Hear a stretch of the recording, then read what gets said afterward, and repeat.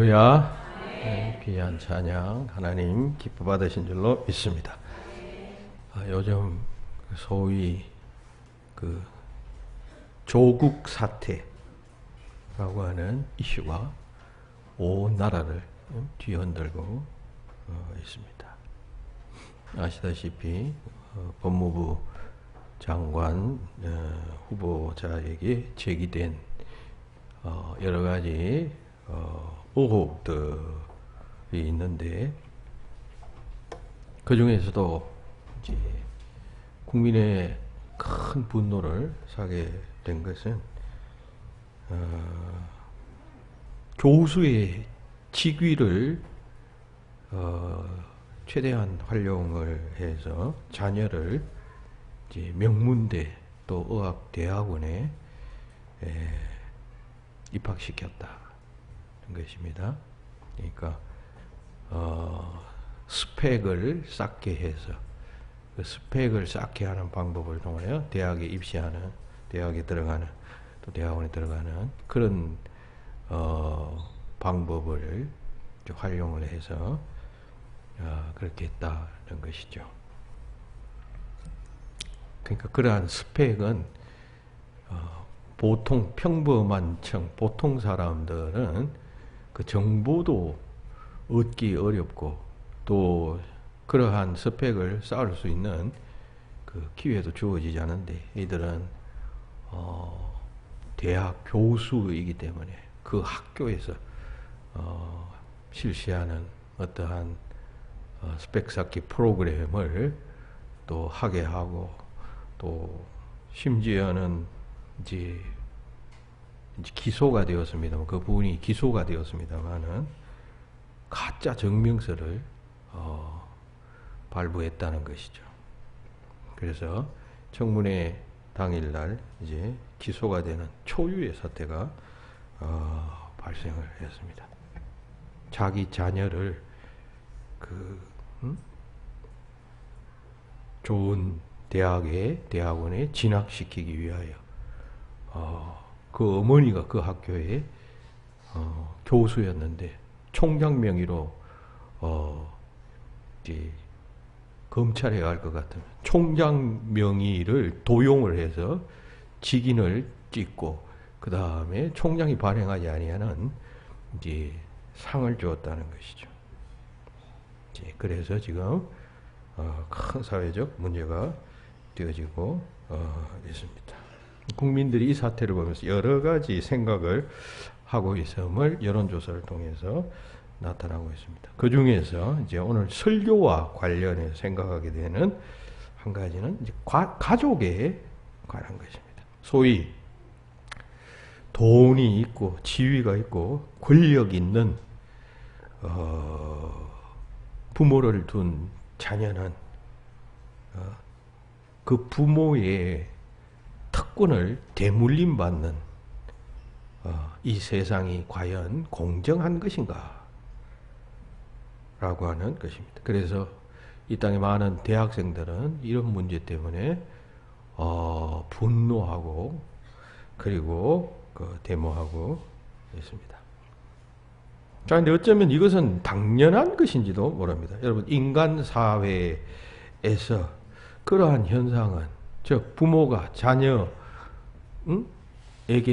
부를 대물림해주고 또 지위를 물려주고, 혹은 또 부모가 자녀들이 잘 사는 그러한 자녀들이 되도록 애쓰는 것은 과거 동서고금을 막론하고 어느 시대에서나 어느 장소에서나 해왔던 일이기 때문입니다. 자식이 잘 살기를 바라는 마음은 누구나 다 똑같다 하겠습니다. 그런데 문제는 이때 공정해야 하겠습니다. 공정해야.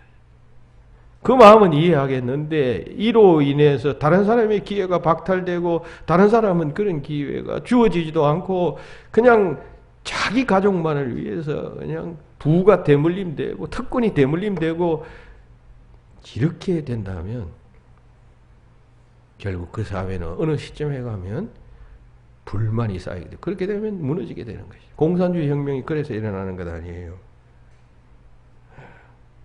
자, 어쨌든 씁쓸하지만은 이 세상에는 이런 로얄 패밀리와 같은 그런 특권을 가진 가족들이 있구나 하는 생각을 가져보게 하는 그러한 사건 이었습니다. 자, 오늘 우리가 읽은 이 본문도 가족과 관련된 말씀이에요. 우리는 이 말씀을 통해서 그 예수님의 가족관을 살펴볼 수 있게 됩니다. 그 가족관을 살펴보는 가운데 교훈을 생각해 보고자 합니다. 첫째, 육적 가족에 대한 예수님의 생각은 어떠했을까요? 예수님께서 어느 날 활동하실 때 가족들이 찾아왔어요. 아마 뭐 가정에 무슨 일이 있었던 것 같습니다. 그러니까 당신이 장남이니까 가족에게 돌아가서 뭐 그냥 집안 일을 좀 처리하고 문제도 해결하고 해야 될 것 같습니다. 해서 예수님의 동생들이 그 예수님을 찾아왔던 것입니다. 그때 예수님께서 본문 33절, 35절 말씀을 하셨어요. 누가 내 어머니며 동생들이냐? 누구든지 하나님의 뜻대로 하는 자가 내 형제요 자매요 어머니니라 라고 하셨습니다. 우리는 이 말씀을 읽으면, 피상적으로 읽으면 예수님은 가족에 대해서 무척 냉정하셨던 분으로 오해하기가 쉽습니다. 그죠? 저 말씀에 의할 것 같으면 예수님은 가족은 필요 없다. 더 중요한 것이 있다. 그러니까 가족의 열매에서는 안 된다라고 하는 뜻으로 받아들일 수 있잖아요. 그러나 우리가 성경을 해석할 때의 기본 원칙은 전체적인 맥락에서 접근해야 한다라고 하는 그런 성경 해석의 기본적인 원칙이 있어요. 한 구절을 톡 떼어서 이렇게 해석하게 되면 여러 가지 그 잘못된 해석이 나온다는 거죠. 전체의 맥락에서 이 말씀을 어떻게 보아야 하느냐, 해석하느냐에 따라서 달라지죠. 그러니까 그러한 일반적 원칙에서 본다면 예수님은 부모에 대해서, 가족에 대해서 아주 깊은 사랑과 애정을 가졌던 분이셨음을 알 수가 있습니다. 마가복음 7장에 보면 고르반 논쟁이 나오잖아요. 예수님과 바리새인 및 서기관들이 예수님께서 그들과 이렇게 논쟁하시는 그런 장면입니다. 여러분, 당시에 그 성전 예배자 중에는 하나님을 사랑하던, 하지만 매우 가난했던 사람들이 있었습니다. 그래서 이 사람들은 성경의 가르침, 즉 율법의 계명을 지켰죠. 율법의 계명 가운데 5계명이 부모를 공경하라라고 하는 계명 아니에요. 그러니까 그 계명을 지켜야 했지만 그 부모님보다 더 하나님을 더 사랑했습니다. 그래서 신앙 있는 사람은 당연히 그렇지 않겠어요? 부모님도 귀하지만 더 중요한 것은 하나님이니까 하나님을 더 사랑했단 말이에요. 그래서 하나님께 먼저 헌금을 합니다. 헌금을 하고 나니까 부모님께 공양할 돈이 없지요. 그러니까 부모님을 제대로 공양할 수 없게 되었습니다. 너무나도 하나님을 사랑했기 때문에, 하나님이 우선이기 때문에 하나님께 먼저 헌금을 드렸습니다. 그리고 보니까 나머지 남는 돈이 없어요. 그러니까 부모를 공양할 수 없게 되었다는 것입니다. 그래서 이 유대교회에서는 이런 갸륵한 사람들을 우리가 이해해야 한다라고 하는 법규를 만들게 되었는데, 그게 바로 고르반 제도예요. 하나님께 드리는 그러한 어떤 예물 때문에 부모를 공양할 수 없는 자를 이해하는 법규예요. 그러니까 율법에는 부모를 공양하라 했는데 부모를 공양하지 못하니까 율법을 어긴 자가 되지 않아요. 하지만 이런 자는 하나님을 더욱 사랑하기 때문에 이런 일이 벌어졌다 해서 이런 사람을 이해하는 법규가 고르반 제도였다는 것입니다. 제도적으로 성전에서 그런 자를 용납하고 이해해 주었다라고 하는 것인데, 문제는 이러한 제도를 악용하는 사람들이 점점 늘어났다는 것입니다. 즉 부모를 내팽개치고 나몰라라 하는 사람들이 이 고르반 제도를 악용하는 것이죠. 부모를 섬기지도 않고 뭐 그냥 모른 척 하다가 주변 사람들이 아니 어떻게 너 그럴 수 있느냐, 어떻게 너가 율법과 계명을 지키지 않고 그럴 수 있겠느냐 하면 이 고르반 제도를 핑계 삼는다는 것입니다. 아, 나는 하나님께 드렸기 때문에, 하나님께 많은 물질을 드렸기 때문에 이 부모에게 이렇게 하지 않아도 돼. 그것을 제도적으로 이해하는 것이 아니냐라고 이렇게 반박했었다라고 하는 이야기입니다. 그러니까 예수님께서 이러한 제도를 보시고 아주 심하게 그러한 제도를 악용하는 바리새인들과 서기관들을 향해서 흥분하시면서 책망하셨던 말씀이 거기에 나온다는 것입니다. 이런 고르반 제도는 하나님께서 주신 것이 아니다. 이런 것은 너희들이 만든 제도인 것이다. 이런 식으로 하나님의 말씀을 너희 마음대로 폐하고 그리고 또 이런 식으로 너희 자신의 행위를 합리화하기 위해서 해석하고 계명을 어기는 이러한 행위는 옳지 않는 일이다라고 주께서 책망하시는 것이에요. 그러니까 이 이야기는 예수님께서 부모를 공경해야 한다라고 하는 이야기와도 일맥상통하는 이야기 아니에요. 부모를 공경해야 한다는 것은 계명 속에 있는 이야기니까요. 5계명 아닙니까? 그러면 그 계명을 충실히 지켜야 한다. 그러니까 예수님께서는 부모를 지금 오늘 본문에서는 읽어보면 이 본문이 가족에 대해서 그냥 아무 가치 없는 것이고 그 가족에 얽매이지 말아야 하고 부모 섬기는 것도 그냥 하지 말아야 하고 그냥 개의치 말아야 한다라고 하는 뜻으로 우리가 오해하기 쉬운데 결코 그러하지 않다는 것입니다. 예수님께서는 가족 공경, 자식이 부모를 공경하는 것을 인정하시고 그래야만 한다라고 하는 사실을 말씀하신 것이에요. 예수님께서 십자가를 지실 때도 마찬가지 아니에요. 십자가에 달리실 때 어머니 마리아를 보시면서 제자 요한에게 부탁하잖아요. 보라 내 어머니라 하시면서 이제부터 나 대신 내 어머니를 좀 돌보아 달라, 모셔달라라고 부탁하는 장면이 그 십자가상에서 나오죠. 그만큼 예수님께서 육신의 어머니에 대해서 그만큼 효심이 있었다라고 하는 사실을 알 수가 있겠죠. 기독교는 부모에 대해서 부모 공경의 종교예요, 여러분.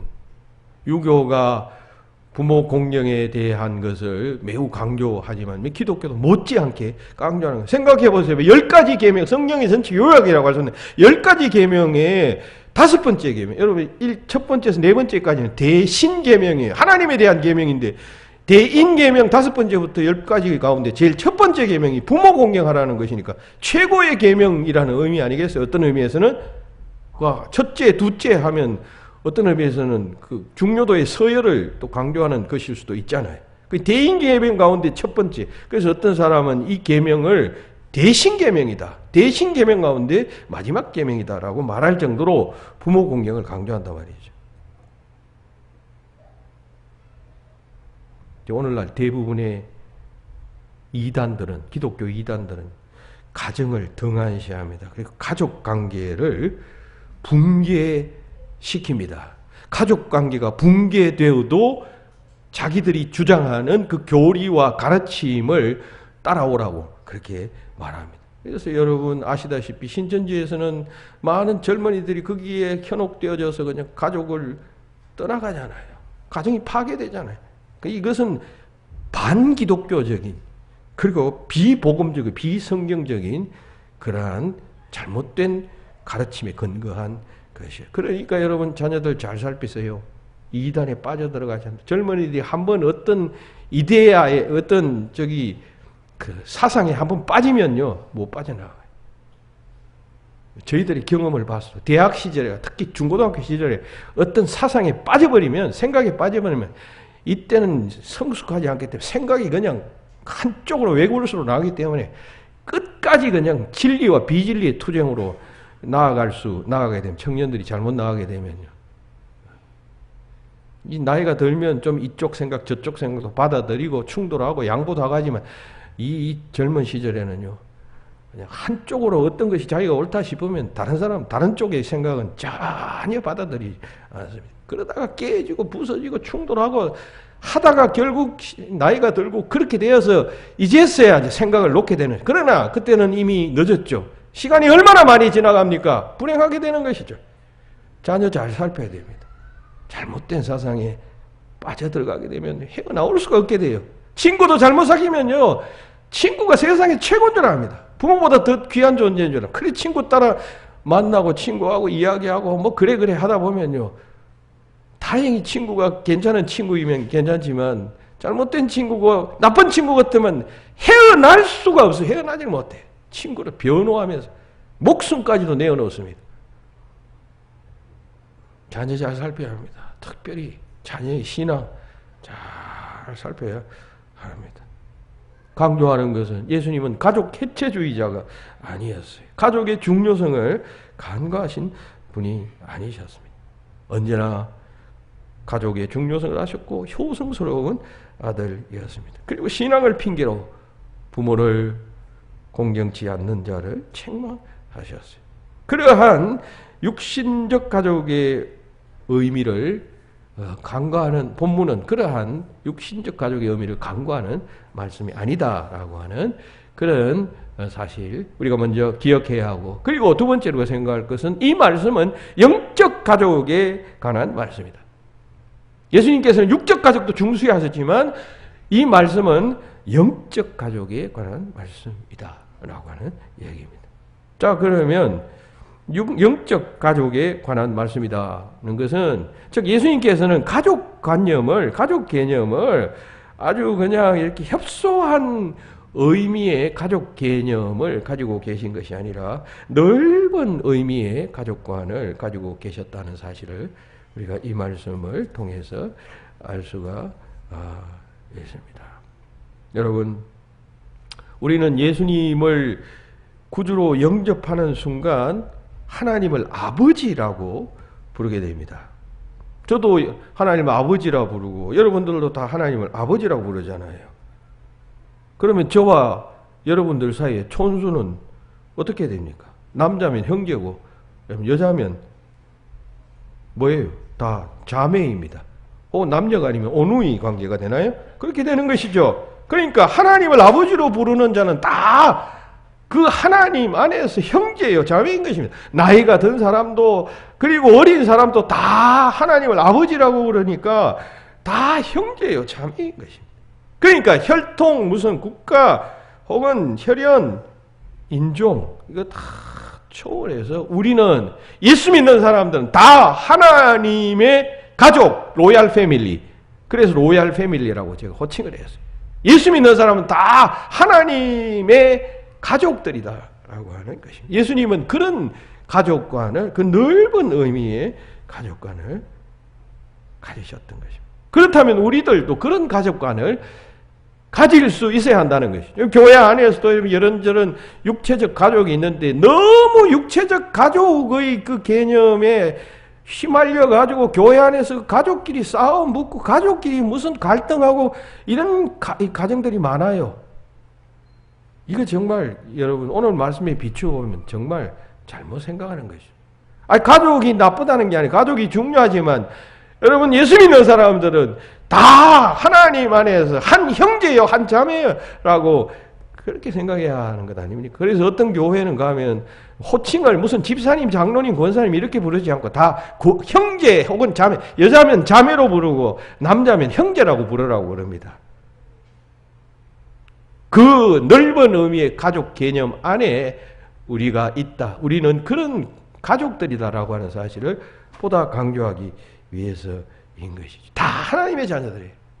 여러분 교회 안에서 너무 여러분 가족의 열매여서 가족의 무슨 자녀가 한마디 하면 그냥 눈이 휙 뒤집어져 가지고 그 아이 하는 말대로 그냥 영향을 받고 혹은 또 뭐 자기 아들이 자기 딸이 무슨 교회에서 뭐 어쩌고 저쩌고 뭐 비난받거나 혹은 또 무슨 하면 또 그게 또 흥분해 가지고 그냥 그렇게 되면 안 돼요. 우리는 하나님의 자녀, 한 형제요, 한 자매된 자들이라고 하는 의식을 항상 품고 있어야 합니다. 그 생각을 가지고 있어야 이 폐쇄적인 어떤 육체적인 가족 관계에서부터 이렇게 자유로울 수 있게 되어지는 것입니다. 이런 영적 가족 의식을 가질 때 우리는 우리의 삶을 이렇게 송두리째 변화시킬 수가 있고 또 그런 영적 가족 의식을 가질 때 우리 앞에 놓여있는 한계나 문제들을 다 뛰어넘을 수 있고 해결할 수 있는 그러한 능력을 얻게 된다는 것입니다.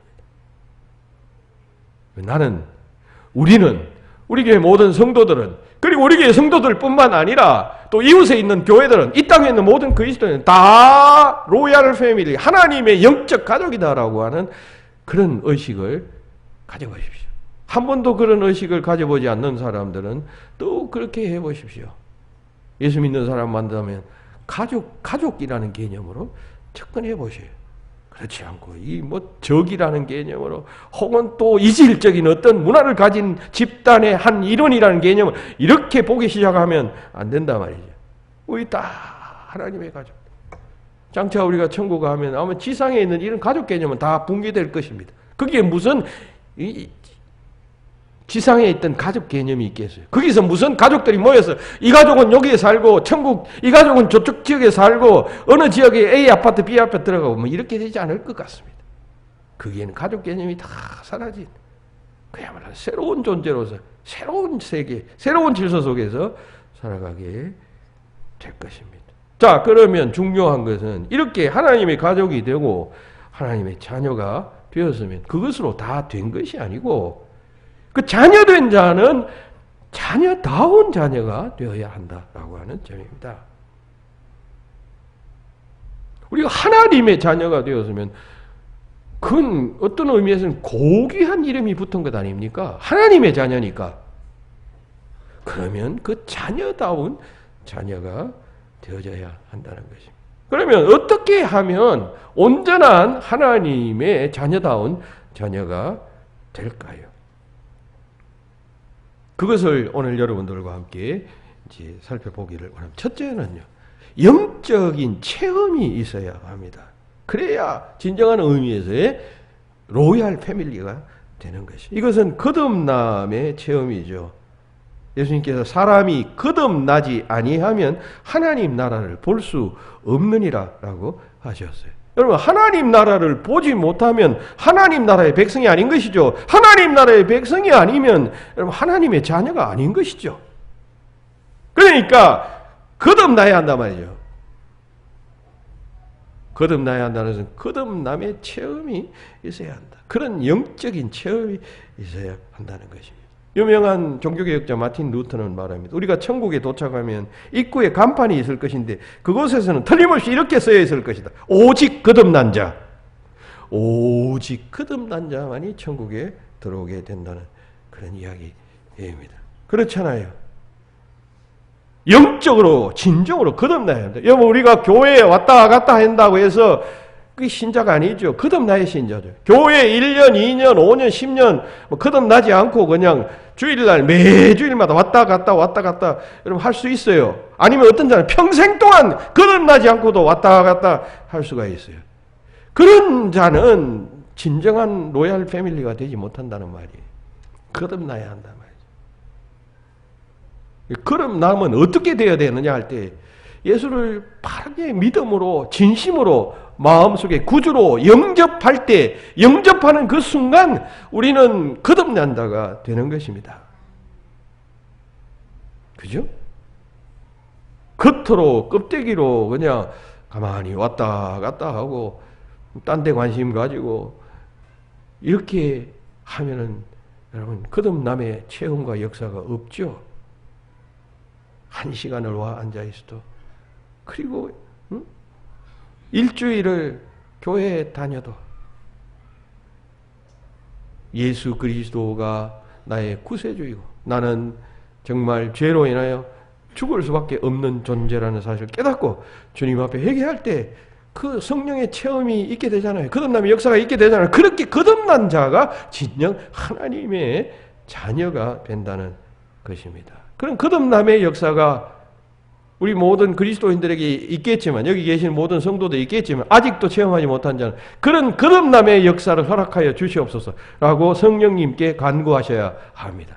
그렇게 기도하시면 성령님께서 그 기도를 들으시고 거듭남의 역사를 어떤 식으로든지 그 체험케 해 주실 것입니다.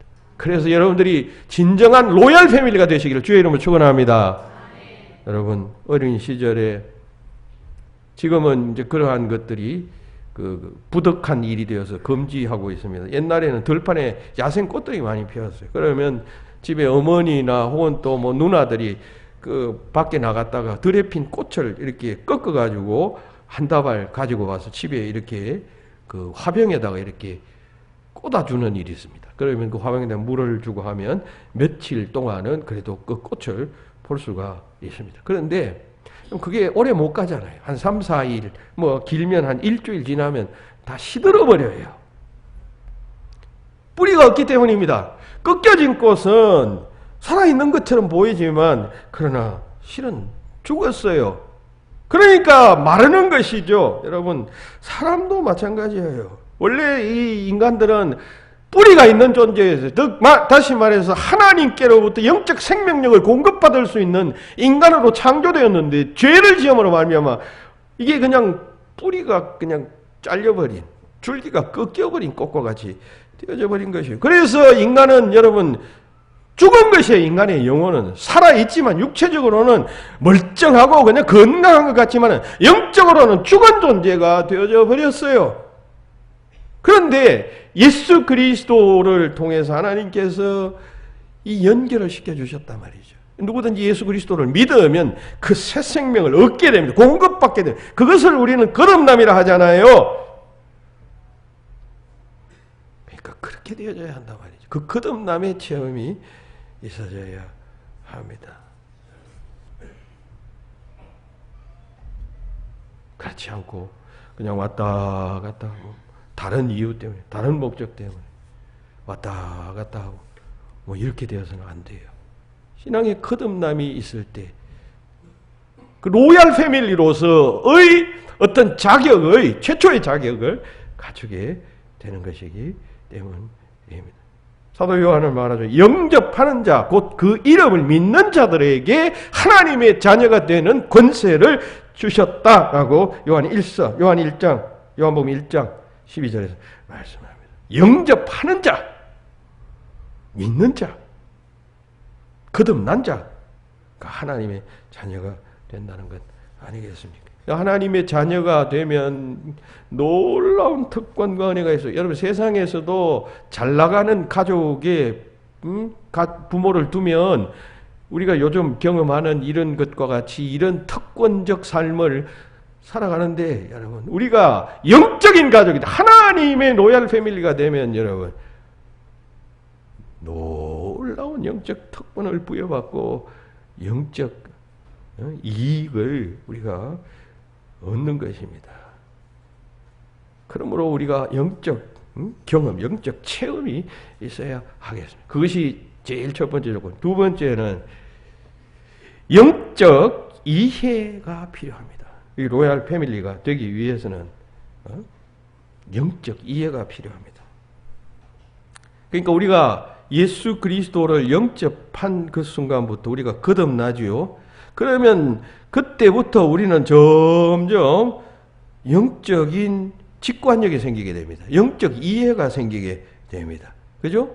성령님께서 역사하시는 것이. 그전에는 성경을 읽어도 믿어지지 않다가 또 설교를 들어도 그냥 무슨 말인지 자꾸 그 부분만 새기다가 점점 더 이제 호의적으로 변해가게 됩니다. 또 이해되기 시작합니다. 기적적인 이야기, 뭐 천지창조 이야기, 그전에는 도무지 믿어지지 않았는데 이제 점점 이제 이해되어지기 시작한다는 것이죠. 그러니까 이러한 영적 이해가 필요하다는 것이죠. 영적 이해는 저절로 생기기도 하지만 그 저절로 생긴다는 것은 성령님께서 역사에서 생겨나는 것이라는 의미이고, 한편 또 성령님께서는 우리의 의지와 결단을 통해서 또 그러한 영적 이해가 생기도록 역사하십니다. 그러니까 이러한 영적 이해가 생기도록 하기 위해서 영적 투자가 필요한 것이죠. 기도도 해야 되고 무릎 꿇고 기도하는 시간도 필요하고 말씀도 자주 접해야 하고, 그래야 영적 이해의 폭이 점점 커지는 것 아니에요. 그래야 영적으로 더 그냥 수용성이 좋아지는 것이죠. 영적 폭이 넓어지지 않으면 신앙생활을 그냥 외길로 갑니다. 자기가 알고 있고 자기가 인정하는 그 길로만 계속 그냥 그게 뭐 전부인 줄 알고 대단한 진리인 줄 알고 착각하지 마십시오.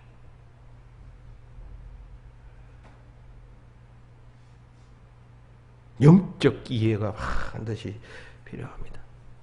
요한복음 3장에 보면 예수님께서 니고데모와 대화하시면서 거듭나야 한다라고 말하니까 니고데모가 그 말씀이 무슨 말인지 이해하지 못하잖아요.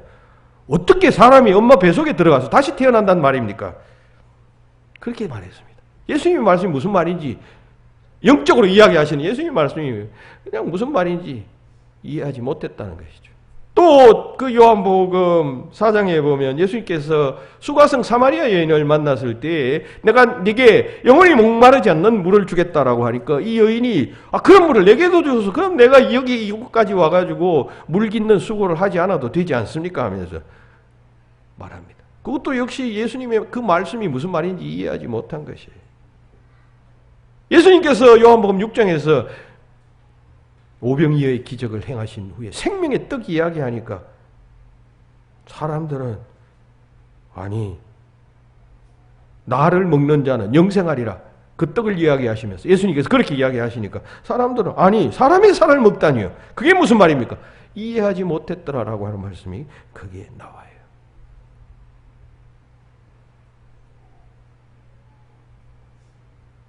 예수님의 말씀뿐만 아니라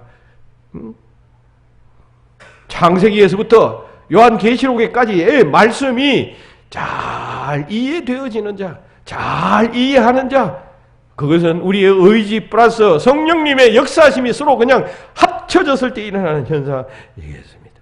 오늘 본문에도 보면요, 예수님의 친속들이 예수님께서 막 나가서 활동하셔 예수를 보고 미쳤다라고 말합니다. 어떤 사람은 귀신의 왕의 힘을 빌어서 귀신을 쫓아낸다라고 이야기했습니다. 이해하지 못했던 것이죠. 이해하게 될 때 기쁨이 있고 감동이 있고 소속력이 생기고 치유의 역사와 생명력의 역사가 생겨나는 것이에요. 여러분, 우리는 하나님의 가족이에요. 그러면 하나님에 대한 신앙은 물론이고 나아가서 하나님께서 말씀하신 주님께서 행하신 그 일의 의미에 대해서 그 의미는 성경 자체에서도 이야기하지만 풀어서 오늘날 이 강단에서 많은 설교를 통해서도 이야기되어지지 않아요. 그러면 그것을 이해할 수 있어야지요. 이해되어져야지요. 그런 자가 진정한 로얄 패밀리라고 하는 이야기인 것입니다. 제가 옛날 군에 있을 때 그 철책선에서 경계 근무를 했어요. 철책선. 그러니까 그곳까지는 뭐 이렇게 그 차들이 잘 못 올라와요.